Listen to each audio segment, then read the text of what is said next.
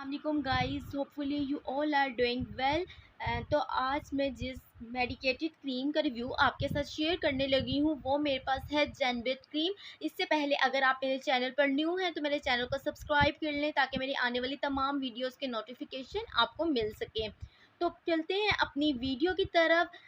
हमारे पास है जेनविट cream. जेनविट cream जो है बेसिकली इसके यूजेस क्या हैं, साइड इफ़ेक्ट्स क्या हैं, हमने इसको किस तरह से यूज़ करना है, ईच एंड एवरीथिंग आज हम अपनी इस वीडियो में डिस्कस करेंगे। ये मेरे पास 15 ग्राम की एक जो है ना ट्यूब है। इसको कब कब हम यूज़ करते हैं, अगर हमारी बॉडी पर वेट कोई भी ज़ख़म हो गया, वेट मतलब कोई ऐसी एक्नी हो गई है जिसमें से पस निकल रही है, पानी निकल रहा है, स्किन पर कोई ऐसा इन्फेक्शन हो गया है, फंगल इन्फेक्शन हो गया, वायरल या बैक्टीरियल, जिनके अंदर से पस निकल रही है, पानी निकल रहा है, उन कंडीशंस में हम लोग जेनविट क्रीम को यूज़ कर सकते हैं। इसके अलावा वेट जो हमारे पास वुंड्स आ जाते हैं उनमें भी हम लोग जेनविट क्रीम को यूज़ करते हैं। बल्कि यूँ कह लीजिए स्किन के ऑल रिलेटेड इन्फेक्शंस में हम लोग जेनविट क्रीम को यूज़ कर सकते हैं। ये हमारे पास जेंटामाइसिन 0.1% और बीटामेथासोन 0.05% से मिलकर बनी हुई है।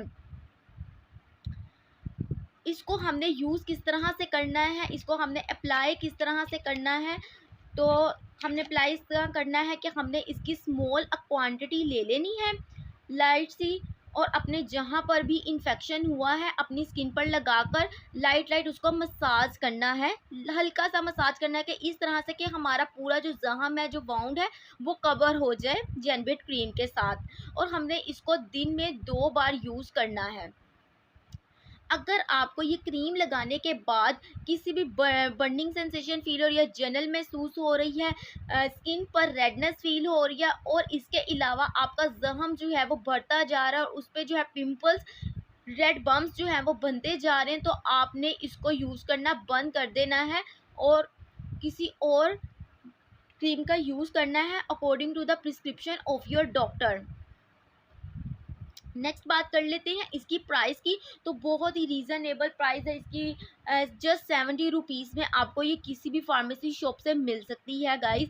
और आपने इसको रखना किस तरह से है, आपने इसको खुश्क और ठंडी जगह पर 13 डिग्री ग्रेड से कम दर्जा हरारत पर रखना है। गर्मी और रोशनी से आपने इसे बचाना है।